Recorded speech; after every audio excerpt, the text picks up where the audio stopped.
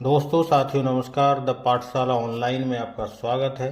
आज फिर हम एक नई कहानी के साथ आपसे जुड़े हैं। आज की हमारी कहानी है मुंशी प्रेमचंद द्वारा रचित दुनिया का सबसे अनमोल रत्न। इस कहानी का मुख्य उद्देश्य भारतीयों के दिलों में देशभक्ति और राष्ट्रीय चेतना की ज्वाला को जगाना था। यह कहानी उनके पहले प्रतिबंधित संग्रह सोजे वतन का हिस्सा थी, जो अंग्रेजी शासन के दौरान भारतीय पाठकों को गुलामी की बेड़ियों से आज़ाद कराने के लिए प्रेरित करने हेतु लिखी गई थी। कहानी के माध्यम से प्रेमचंद ने यह संदेश दिया है कि सांसारिक प्रेम, विलासिता या संपत्ति से कहीं बढ़कर सर्वोच्च बलिदान मातृभूमि की रक्षा और देश के लिए प्राण न्योछावर करना है। कहानी का मुख्य पात्र दिलफिगार एक महिला से प्रेम करता है। अपनी प्रेमिका का दिल जीतने के लिए वह दुनिया का सबसे अनमोल रत्न खोजने निकलता है। वह कई कीमती चीजें लाता है, लेकिन उसकी प्रेमिका उन्हें दुनिया की सबसे अनमोल चीज मानने से इनकार कर देती है। अंततः उसे उस सैनिक के खून की आखिरी बूंद मिलती है जो देश की रक्षा करते हुए मातृभूमि के लिए कुर्बान हो गया। प्रेमचंद ने इस अंतिम बूंद को ही दुनिया का सबसे अनमोल रत्न बताया है, जिसका उद्देश्य पाठकों को सिखाना था कि देश के लिए मर मिटने का जज्बा सबसे महान है। कहानी शुरू होती है। दिलफिगार एक कटीले पेड़ के नीचे दामन चाक किए बैठा हुआ खून के आंसू बहा रहा है। वह सौंदर्य की देवी यानी मलका दिलफरेब का सच्चा और जान देने वाला प्रेमी था।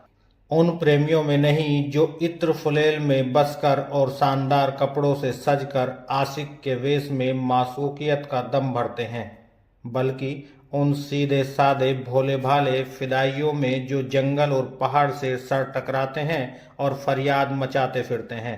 दिलफरेब ने उससे कहा था कि अगर तू मेरा सच्चा प्रेमी है तो जा और दुनिया की सबसे अनमोल चीज लेकर मेरे दरबार में आ, तब मैं तुझे अपनी गुलामी में कबूल करूंगी। अगर तुझे वह चीज न मिली तो खबरदार इधर रुख न करना, वरना सूली पर खिंचवा दूंगी। दिलफिगार को अपनी भावनाओं के प्रदर्शन का, शिकवे शिकायत का, प्रेमिका के सौंदर्य दर्शन का तनिक भी अवसर न दिया गया। दिलफरेब ने ज्यों ही यह फैसला सुनाया, उसके चौबदारों ने गरीब दिलफिगार को धक्के देकर बाहर निकाल दिया और आज शाम 3 दिन से यह आफत का मारा आदमी उसी कंटीले पेड़ के नीचे उसी भयानक मैदान में बैठा हुआ सोच रहा है कि क्या करूं। दुनिया की सबसे अनमोल चीज मुझको मिलेगी, नामुमकिन। और वह है क्या? कारून का खजाना, आबे हयात, खुसरो का ताज, जामे जम, तख्ते ताउस, परवेज की दौलत? नहीं, यह चीजें हरगिज नहीं। दुनिया में जरूर इनसे भी महंगी, इनसे भी अनमोल चीजें मौजूद हैं, मगर वह क्या है, कहाँ है, कैसे मिलेगी, या खुदा मेरी मुश्किल क्यों कर आसान होगी। दिलफिगार इन्हीं ख्यालों में चक्कर खा रहा है और अक्ल कुछ काम नहीं करती थी और सोचता था कि जो दुनिया की सबसे बेशकीमत चीज है, नाम बतला दिया जाता भला से वह चीजें हाथ न आती, मगर मुझे इतना तो मालूम हो जाता कि वह किस किस्म की चीज है। मैं घड़े बराबर मोती की खोज में जा सकता हूँ, मैं समंदर का गीत, पत्थर का दिल, मौत की आवाज और इनसे भी ज्यादा बेनिशान चीजों की तलाश में कमर कस सकता हूँ, मगर दुनिया की सबसे अनमोल चीज, यह मेरी कल्पना की उड़ान से बहुत ऊपर है। आसमान पर तारे निकल आए हैं। दिलफिगार यकायक खुदा का नाम लेकर उठा और एक तरफ को चल खड़ा हुआ। भूखा प्यासा, नंगे बदन, थकान से चूर, वह बरसों वीरानों में और आबादियों की खाक छानता फिरा। तलवे कांटों से छलनी हो गए, शरीर में हड्डियां ही हड्डियां दिखाई देने लगी, मगर वह चीज जो दुनिया की सबसे बेशकीमती चीज थी, न मिली और न उसका निशान मिला। एक रोज वह भूलता भटकता एक मैदान में जा निकला, जहां हजारों आदमी गोल बांधे खड़े थे। बीच में कई अमामे और चोंगे वाले दढ़ियल काजी अफसरी शान से बैठे हुए आपस में कुछ सलाह मशविरा कर रहे थे, और इस जमात से जरा दूर पर एक सूली खड़ी थी। दिलफिगार कुछ तो कमजोरी की वजह से और कुछ यहाँ की कैफियत देखने के इरादे से ठिठक गया। क्या देखता है कि कई लोग नंगी तलवारें लिए एक कैदी को, जिसके हाथ पैर में जंजीरें थी, पकड़े चले आ रहे हैं। सूली के पास पहुंचकर जब सिपाही रुक गए और कैदी की हथकड़ियां, बेड़ियां सब उतार ली गई, इस अभागे आदमी का दामन सैकड़ों बेगुनाहों के खून के छींटों से रंगीन था और उसका दिल नेकी के ख्याल और रहम की आवाज से जरा भी परिचित न था। उसे काला चोर कहते थे। सिपाहियों ने उसे सूली के तख्ते पर खड़ा कर दिया। मौत की फांसी उसकी गर्दन में डाल दी गई और जल्लादों ने तख्ता खींचने का इरादा किया कि वह अभागा मुजरिम चीख कर बोला, खुदा के वास्ते मुझे एक पल के लिए फांसी से उतार दो, ताकि मैं अपने दिल की आखिरी आरज़ू निकाल लूं। यह सुनते ही चारों तरफ सन्नाटा छा गया। लोग अचंभे में आकर ताकने लगे। काजियों ने एक मरने वाले आदमी की अंतिम याचना को रद्द करना उचित न समझा और बदनसीब पापी काला चोर जरा देर के लिए फांसी से उतार लिया गया। इसी भीड़ में एक खूबसूरत भोला भाला लड़का एक छड़ी पर सवार होकर फर्जी घोड़ा दौड़ा रहा था और अपनी सादगी की दुनिया में ऐसे मग्न था कि जैसे वह इस वक्त सचमुच अरबी घोड़े का सहसवार है। उसका चेहरा उस सच्ची खुशी से कमल की तरह खिला हुआ था जो चंद दिनों के लिए बचपन ही में हासिल होती है और जिसकी याद हमको मरते दम तक नहीं भूलती। उसका दिल अभी तक पाप की गर्द और धूल से अछूता था और मासूमियत उसे अपनी गोद में खिला रही थी। बदनसीब काला चोर फांसी से उतरा, हजारों आंखें उस पर गड़ी हुई थी। वह उस लड़के के पास आया और उसे गोद में उठाकर प्यार करने लगा। उसे इस वक्त वह जमाना याद आया जब वह खुद ऐसा ही भोला भाला, ऐसा ही खुश व खुर्रम और दुनिया की गंदगियों से ऐसे ही पाक साफ था। माँ गोदी में खिलाती थी, बाप बलाए लेता था और सारा कुनबा जान न्योछावर करता था। आह, काले चोर के दिल पर इस वक्त बीते हुए दिनों की याद का इतना असर हुआ कि उसकी आंखों से, जिन्होंने दम तोड़ती हुई लाशों को तड़पते देखा और न झपकी, आंसू का एक कतरा टपक पड़ा। दिलफिगार ने लपक कर उस अनमोल मोती को हाथ में ले लिया और उसके दिल ने कहा, बेशक यह दुनिया की सबसे अनमोल चीज है, जिस पर तख्ते ताउस और जामे जम और आबे हयात और जरे परवेज सब न्योछावर हैं। इस ख्याल से खुश होता, कामयाबी की उम्मीद में सरमस्त, दिलफिगार अपनी मासूका दिलफरेब के शहर मीनोसाबाद को चला। मगर ज्यों ज्यों मंजिल तय होती जाती, उसका दिल बैठा जाता था कि कहीं उस चीज की जिसे मैं दुनिया की सबसे बेशकीमती चीज समझता हूँ, दिलफरेब की आंखों में कद न हुई तो मैं फांसी पर चढ़ा दिया जाऊंगा और इस दुनिया से नामुराद जाऊंगा। लेकिन जो हो सो हो, अब तो किस्मत आजमाई है। आखिरकार पहाड़ और दरिया तय करते हुए वह मीनोसबाद में आ पहुंचा और दिलफरेब की ड्योढ़ी पर जाकर विनती की कि थकान से टूटा हुआ दिलफिगार खुदा के फजल से हुक्म की तामील करके आया है और आपके कदम चूमना चाहता है।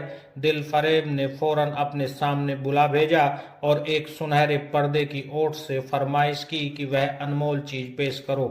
दिलफिगार ने आशा और भय की एक विचित्र मनः स्थिति में वह बूंद पेश की और उसकी सारी कैफियत बहुत पुरअसर लफ्जों में बयान की।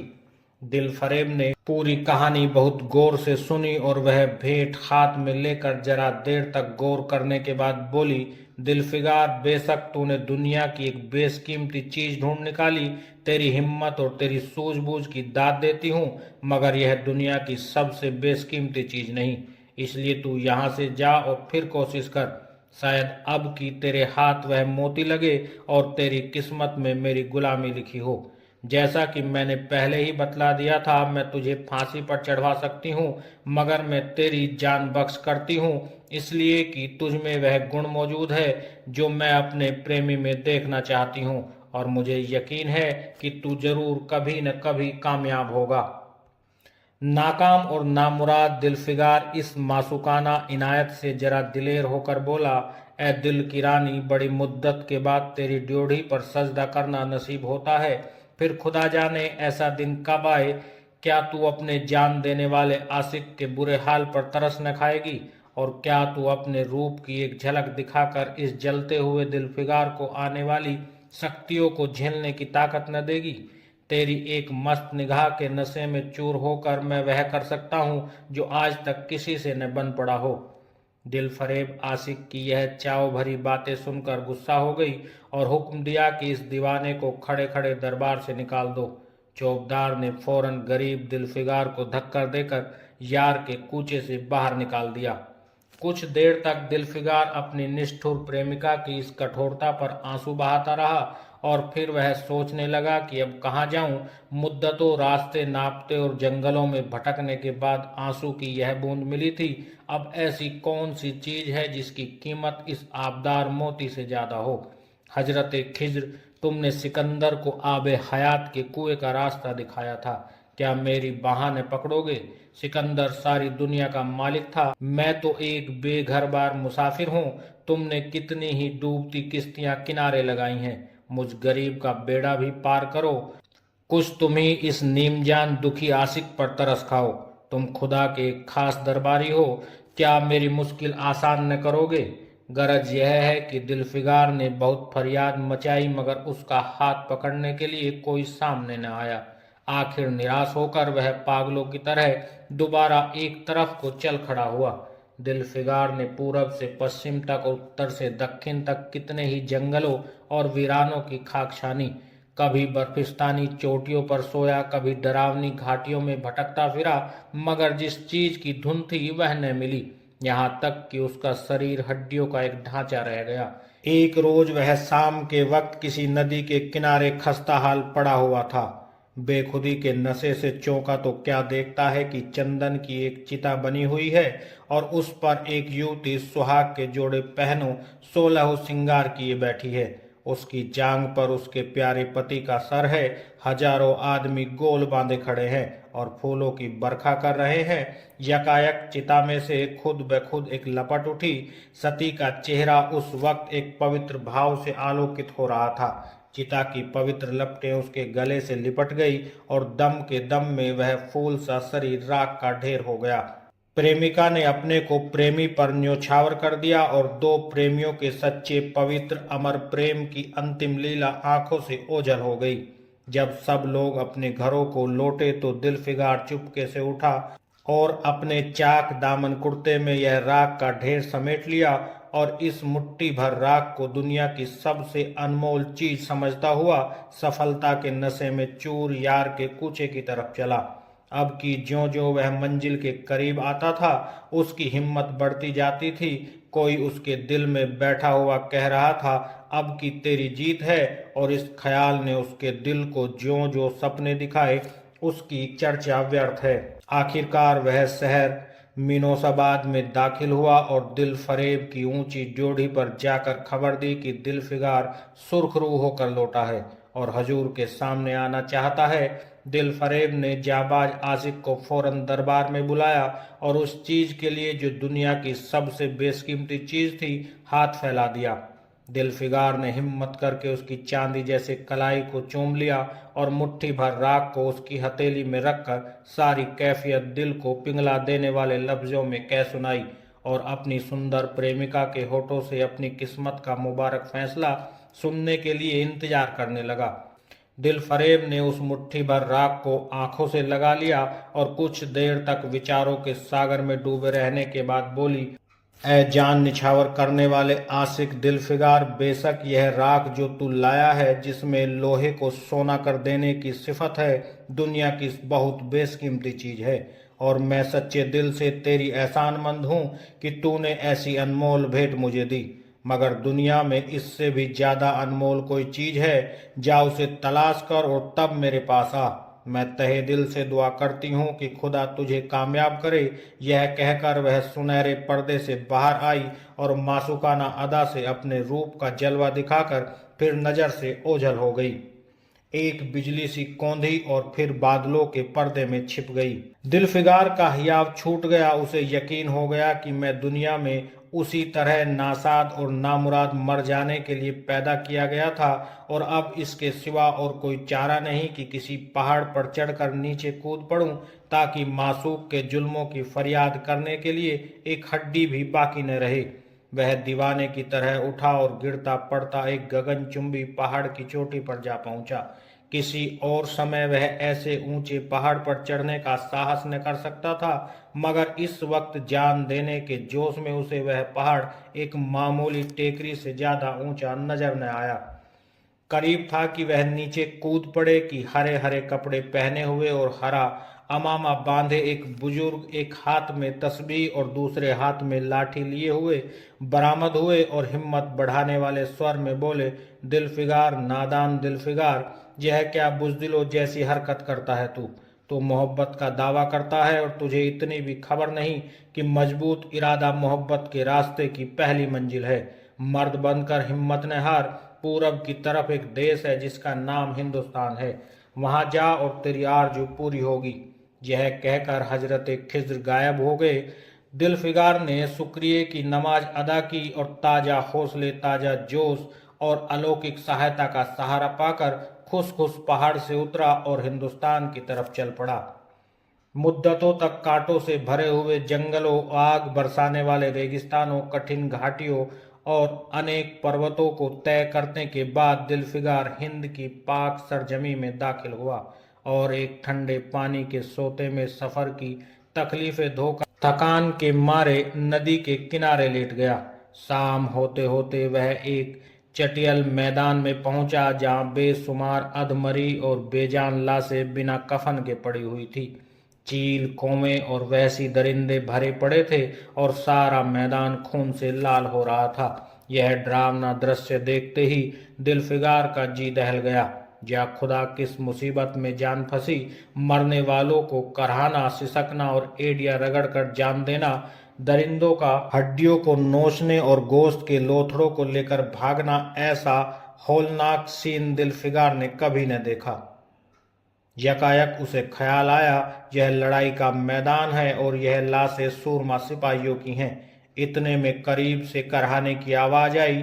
दिलफिगार उस तरफ फिरा तो देखा कि एक लंबा तगड़ा आदमी जिसका मर्दाना चेहरा जान निकलने की कमजोरी से पीला हो गया है, जमीन पर सर झुकाए हुए पड़ा है। सीने से खून का फव्वारा जारी है, मगर आबदार तलवार की मूठ पंजे से अलग न हुई। दिलफिगार ने एक चीथड़ लेकर घाव के मुंह पर रख दिया ताकि खून रुक जाए और बोला, ए जवां मर्द, तू कौन है? जवां मर्द, तू कौन है? जवां मर्द ने यह सुनकर आंखें खोली और वीरों की तरह बोला, क्या तू नहीं जानता मैं कौन हूँ? क्या तूने आज इस तलवार की काट नहीं देखी? मैं अपनी माँ का बेटा और भारत का सपूत हूँ। यह कहते कहते उसकी तोरियों पर बल पड़ गए। पीला चेहरा गुस्से से लाल हो गया और आबदार शमशीर फिर अपने जोहर दिखाने के लिए चमक उठी।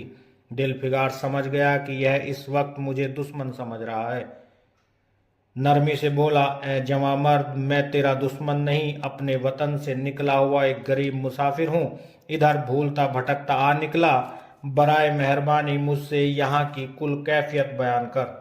यह सुनते ही घायल सिपाही बहुत मीठे स्वर में बोला, अगर तुम मुसाफिर है तो आ और मेरे खून से तर पहलू में बैठ जा, क्योंकि यही 2 अंगुल जमीन है जो मेरे पास बाकी रह गई है और जो सिवाय मौत के कोई छीन नहीं सकता। अफसोस कि तू यहाँ ऐसे वक्त में आया जब तेरा आतिथ्य सत्कार करने के योग्य नहीं। हमारे बाप दादा का देश आज हमारे हाथ से निकल गया और इस वक्त हम बेवतन हैं, मगर हमने हमलावर दुश्मन को बता दिया कि राजपूत अपने देश के लिए कैसी बहादुरी से अपनी जान देते हैं। यह आसपास जो लाशें तू देख रहा है, यह उन लोगों की हैं जो इस तलवार के घाट उतरे हैं। और गो कि मैं बेवतन हूँ, मगर गनीमत है कि दुश्मन की जमीन पर नहीं मर रहा हूँ। सीने के घाव से चीथड़ा निकाल कर बोला, क्या तूने यह मरहम रख दिया? खून निकलने दे, इसे रोकने से क्या फायदा? क्या मैं अपने ही देश में गुलामी करने के लिए जिंदा हूँ? नहीं, ऐसी जिंदगी से मर जाना अच्छा, इससे अच्छी मौत मुमकिन नहीं। जवां मर्द की आवाज मध्यम हो गई, अंग ढीले पड़ गए, खून इतना ज्यादा बहा कि खुद ब खुद बंद हो गया। रह रहकर एक आध बूंद टपक पड़ता था। आखिरकार सारा शरीर बेदम हो गया, दिल की हरकत बंद हो गई और आंखें मूंद गई। दिलफिगार ने समझा अब काम तमाम हो गया है कि मरने वाले ने धीमे से कहा, भारत माता की जय, और उसके सीने से खून का आखिरी कतरा निकला। एक सच्चे देश प्रेमी और देशभक्त ने देशभक्ति का हक अदा कर दिया। दिलफिगार पर इस दृश्य का बहुत गहरा असर पड़ा और उसके दिल ने कहा, बेशक दुनिया में खून के इस कतरे से ज्यादा अनमोल कोई चीज नहीं हो सकती।